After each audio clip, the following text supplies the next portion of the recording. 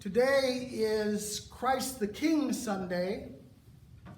It's the last Sunday of the season after Pentecost, but is designated as Christ the King Sunday with appropriate readings and hymns. And I have a pretty big problem with that. This royal metaphor, king and kingdom, rule and reign, Lord and Master. It's found throughout the Book of Common Prayer.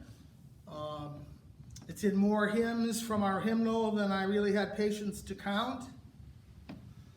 And yet we haven't had a king for 244 years. It's not the only Christian idea that seems out of touch with today's world, the way we think about things. And as with many of these anachronisms in our tradition, I've usually tried to understand what they were trying to say by those words in the time they were written, and then translate that in some way to current concepts, and that can be done with Christ the King. Words matter, however. They communicate the underlying spirit. There's a phrase, lex credendi, lex credendith. And it's the law of prayer is the law of belief. Lex orandi, lex credenda. And these words, at least for those who are not brought up in the tradition, can be more alienating than attracting. They can confuse, I think, much more than they clarify. So I don't want to justify them anymore. The concept of a king, of a lord and master, of a realm of subject people as the appropriate way to organize things either religiously or secularly is inherently hierarchical. It's inherently patriarchal. And even if it were gender neutral, I'd have a problem with it because I don't want a matriarchy any more than I want a patriarchy. In the power and domination implied in any royal title is a relationship of condescension at best, and at the other hand, a random authorized violence.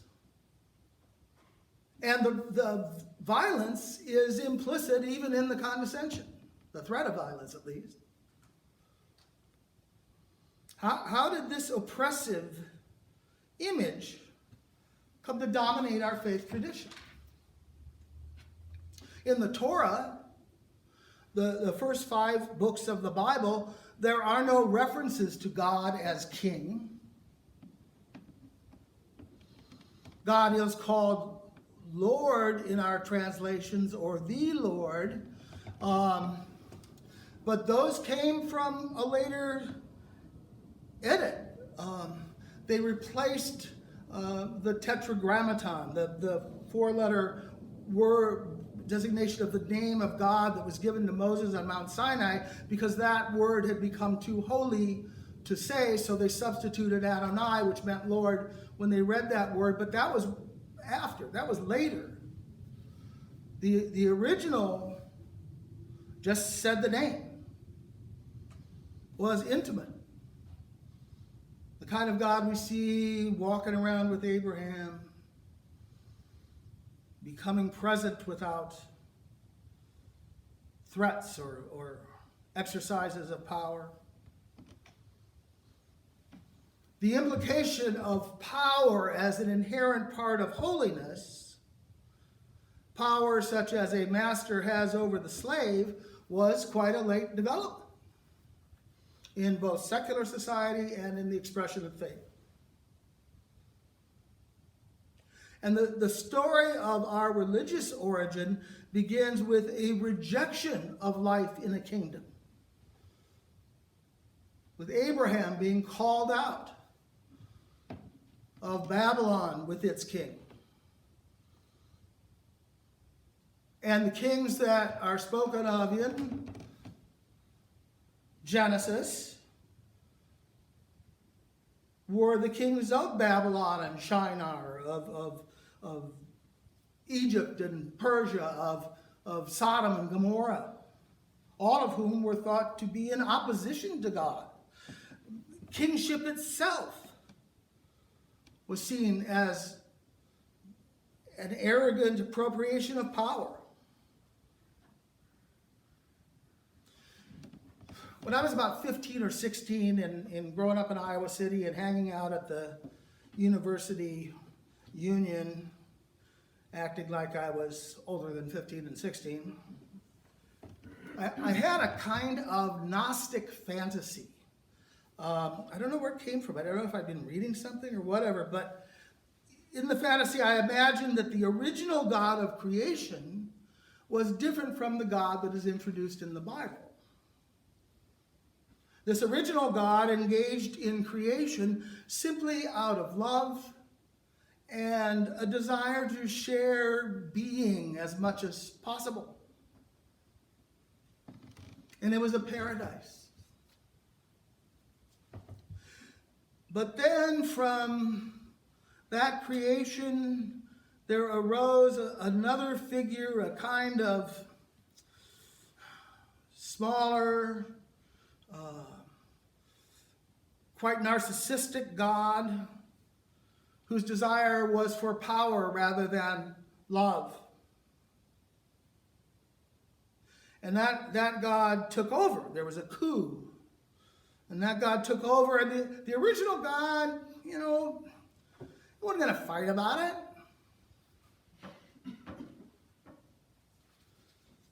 Just went off to some more peaceful environment to our misfortune. The new God was sadistic. First thing he did was expel people from paradise. And he created a situation where only hard, back-breaking toil could grow crops from the ground. Birth came with great pain for women. There was enmity with others. There was death. And the only way out of that situation, the only way to gain a slight reprieve that this God offered was the demand to grovel and to worship him. Suffering, then worship. Round and round and round. Just rinse and repeat. I was precociously heretical, right? I didn't mention this when I went to the bishop to ask to get into the ordination process, so that's how I got through. But there are very similar sentiments about kingship right in the Bible. In the book of Judges, it tells the story of when the trees went forth to anoint a king over them. And they said to the olive tree, "Reign over us." But the olive tree said to them, "Shall I leave my fatness by which gods and men are honored and go and sway over the trees?" And the tree said to the fig tree, "Come, reign over us." But the fig tree said to them, "Shall I leave my sweetness and my good fruit and go and sway over the trees?" And the tree said to the vine, "You, Come, reign over us. But the vine said to them, Shall I leave my wine, which cheers gods and men, and go sway over the trees? Then all the trees said to the bramble, Come, you, reign over us. And the bramble said to the trees, If in good faith you are anointing me king over you, then come. Take refuge in my shade. But if not, let fire come out of the bramble and devour the cedars of Lebanon. We in California know what fire is like. So only the bramble. Only the bramble. What sort of person wants to be king? What sort of God demands to be worshipped? Eventually, we know that the 12 tribes of Israel got their king, reluctantly anointed by the prophet Samuel, first Saul and then David. And kingship took over as the model of order, of law and order. They thought that only power like that, like all the other nations, would keep them safe. And in that bargain, they lost direct touch with what made them different from all the other nations. They also lost their safety as well. They were defeated and made vassals. They were conquered and dispersed. They were sent into exile, where finally they settled on a foreign king to save them. They called the Persian Emperor Cyrus their Messiah, the anointed one of God, when he let them go back to Jerusalem. And even that reprieve bought with that bargain didn't last very long. So they gave up hope in an earthly king with earthly power, and under the influence of neighboring religious traditions, they looked to the heavens. The heavenly Messiah would come with the sound of celestial trumpets, leading armies of angels to conquer their conquerors and establish a kingdom where they would finally prevail.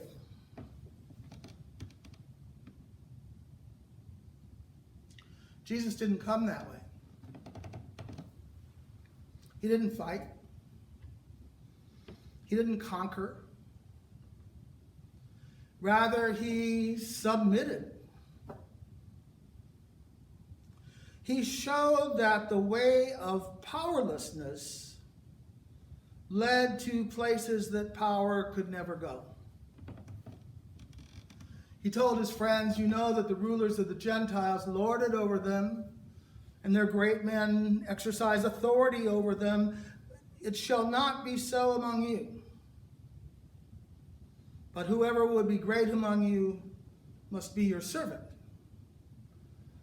And whoever would be first among you must be your slave. He emptied himself, Paul tells the Philippians, taking the form of a slave. He said to love your enemies and pray for those who are persecuting you. No power, no conquest, no authority, no hierarchical domination. Remember, it was Pontius Pilate who called Jesus the King of the Jews.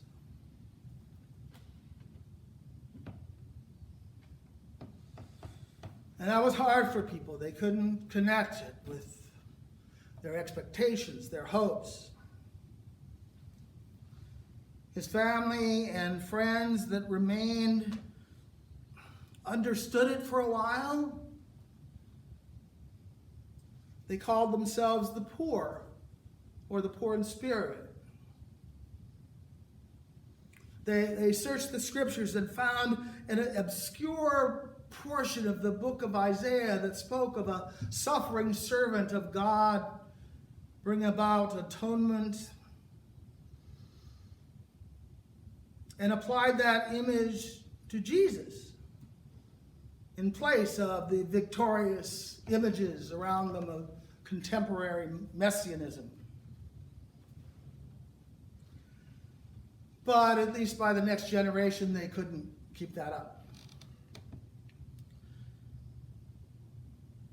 They soon began to reapply the old images, the old metaphors.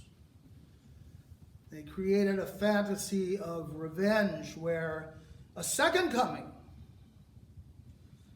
would bring the conquest, would put things right. He'd been crucified in love, but he would come again in glory to judge the living and the dead, and his kingdom would have no end. We still say that in the Creed, the Nicene Creed. And that creed itself was a product of a final capitulation to the values of regal power and hierarchical violence. When Constantine, the Roman Empire, took over and remodeled the church along the lines of the military and the empire, he'd seen a Christian sign in the sky, he said, under which he would be victorious in a battle, and that happened. And along with that came what's called the monarchical episcopacy as a way of organizing the church that still infuses our sense of identity and authority with structures that go back to Babylon, before Abraham was called out, back to Egypt, where we were enslaved, back to Persia with its Shah and Padishah and satraps, etc., etc., etc., back to Sodom and Gomorrah. Might makes right. Onward, Christian soldiers. Crusades and colonialism.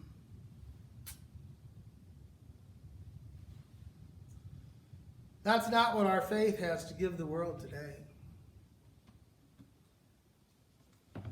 It's precisely from this power obsession that Jesus came to save the world. We can't win at that game. And maybe we shouldn't be trying to win at all. Just to love. Just to empty ourselves. Taking the form of slaves, servants. It won't make us rich. It won't give us power.